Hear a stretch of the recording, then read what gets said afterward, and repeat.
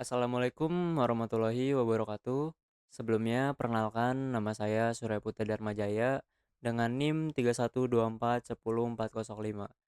Pada kesempatan kali ini, saya akan mempresentasikan proyek UAS mata kuliah saya yaitu pemrograman web. Jadi tentang proyek yang saya buat itu tentang e-library, yaitu sistem informasi rental buku buku digital. Aplikasi ini saya bangun menggunakan arsitektur di cloud atau terpisah, di mana backend dan frontend berjalan secara independen. Langsung saja, kalau kita lihat di sini di layar, yaitu ada bagian frontend, SPA, dan backend API. Langsung di sini mungkin saya jelasin dari eh, frontend dulu kali ya. Oke, di sini, kalau untuk bagian front end, di sini ada indeksnya. Jadi indeks ini tuh, untuk memunculkan semua yang ada di sini nih. Di sini kan ada buku JS, dashboard JS, kategori JS. Nah, semuanya itu larinya bakalan ke indeks. Jadi, kita mau buat bukunya. Nah, nanti kita buat file baru dengan kita nama buku JS. Nah, nanti kita taruh kode dan programnya di sini. Lanjut di sini nanti bakalan ada, di dalam web saya ya, bakalan ada dashboardnya. Nah, dashboardnya ini programnya itu ada di dalam dashboard JS, tuh. Lanjut di sini ada kategori JS.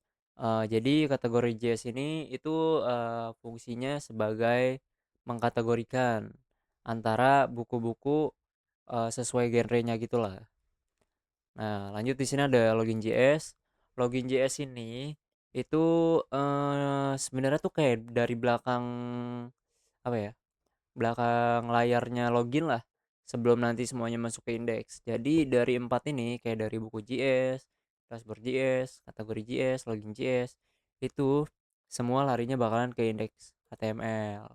Jadi nanti yang dari empat ini kita masukin ke indeks HTML gitu loh.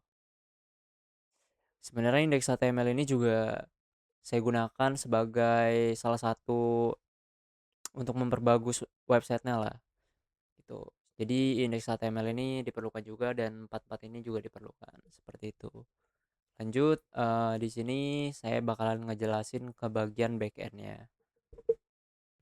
Lanjut di sini di bagian backend, seperti yang kita lihat di sini saya menggunakan kode Niter ya, sesuai perintah projectnya. Di sini saya menggunakan CodeLighter. Jadi di sini sudah lengkap dari programnya. Jadi saya tinggal menambahkan saja apa yang saya butuhkan di dalamnya. Seperti itu. Seperti di sini ada indeks HTML. Ini salah satu kebutuhan juga sebagai bakalan jadi pengingat kita. Kayak gini nih. 403 for Biden.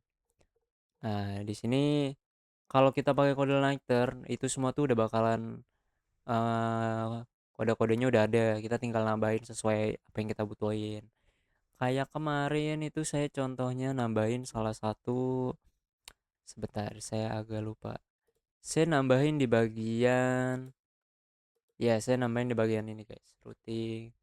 Ada beberapa yang, telah saya tambahin dari bagian backend ini. Jadi backend ini fungsinya kalau tadi front end, itu bagian, dia fungsinya sebagai, eee, wajah wajah dari websitenya. Kalau backend ini, itu ibaratnya tuh kayak bagian dalam wajahnya lah, seperti kayak tulang atau yang lain-lainnya lah. Pokoknya organ lah backend itu. Nah, backend ini, itu dia fungsinya sebagai penggerak dari frontend itu. Jadi kalau misalnya backend ini tidak ada, maka frontend itu juga tidak jalan. Makanya backend ini juga dibutuhin sebagai salah satu fondasi lah dari sebuah website atau hal-hal lain backend ini. Oke, mungkin penjelasan dari front end dan back end sudah. Oke, sekian penjelasan dari saya. Wassalamualaikum warahmatullahi wabarakatuh. Terima kasih.